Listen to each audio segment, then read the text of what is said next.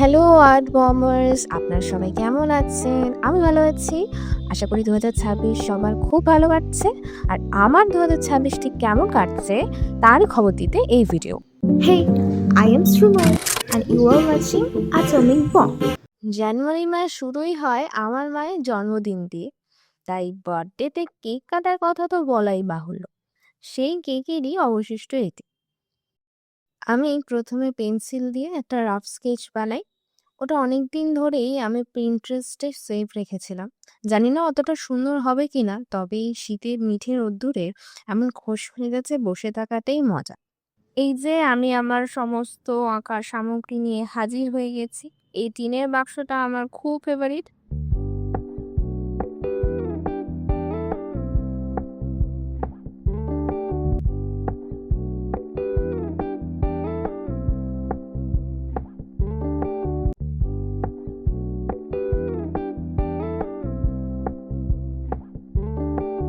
আমার কি জানি মনে হচ্ছিল ফার্স্টেই কালার চাপিয়ে দিই, তবে বেস লেয়ার না থাকলে এই মিডিয়ামে ঠিক কালারটা ঠিক ফোটে না।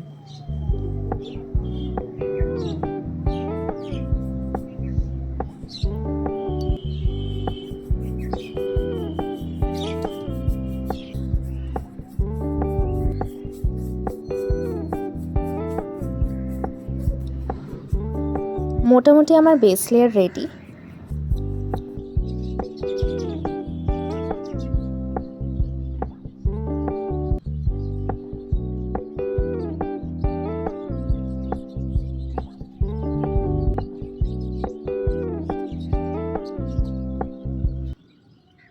ওহো, সরি, আমি এখানে একা নই, আছে মৌমাছি ভাই,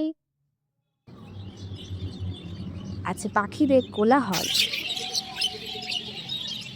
আকাশটা আমি সিম্পল রেখেছিলাম, তবে পরে একদমই পছন্দ হয়নি, তাই আমি চেঞ্জ করে দিয়েছি। এটার কমপ্লিট লুকটা আমি অন্য কোনো ভিডিওতে শেয়ার করব। এটা আমার অ্যাস্থেটিক টিনের বাক্স। এখানে ফটোশ্যুট সবচেয়ে ভালো হয়। রোজ বিকালে ছাদে আসলে এমনিই মন ভালো হয়ে যায়। ওই দেখুন কত পাখি! জানেন, আমাদের এলাকা ঠিক গ্রাম বলা যায় না, আবার পুরোপুরি শহরও ছোঁয়নি। এই শীতে আমি দেদার পিঠে খেয়েছি। মা একেবারে গরম গরম ভাজতো, আর আমি টপাটপ চালান করতাম। ও হ্যাঁ, বাবা এই মূর্তিটা শিয়ালদা টু কৃষ্ণনগর রুটের ট্রেনের এক হকার কাকুর থেকে এনেছে। এটারও ফুল লুকটা নিয়ে অন্য কোনো ভিডিওতে হাজির হব।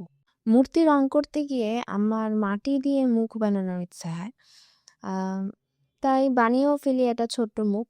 মাটি তৈরির পুরো ক্রেডিট যায় বোনের উপর। এটা একটা কমিশন আর্টওয়ার্ক। এখানে শাড়ির কাজটা আমার প্রচণ্ড ভালো লেগেছে, মানে প্রচণ্ড রিয়েলিস্টিক আমি বানাতে পেরেছি। তার জন্য আমি এটা তো বারবার দেখছিলাম, আর এটার জন্য আমি প্রচুর সময় নিয়েছি আঁকাটার জন্য। তাই জন্যই মনে হয় এতটা ভালোভাবে ফুটিয়ে আমি তুলতে পেরেছি। Time for packing my artwork.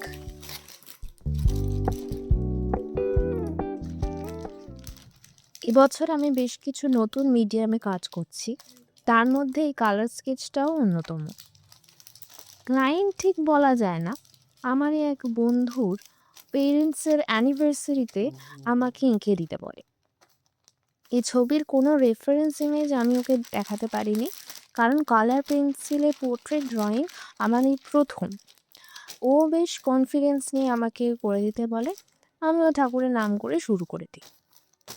তবে ফাইনাল রেজাল্টটা দেখে তো আমি আর কি বলবো, আপনারাই রিভিউ শুনে নিন।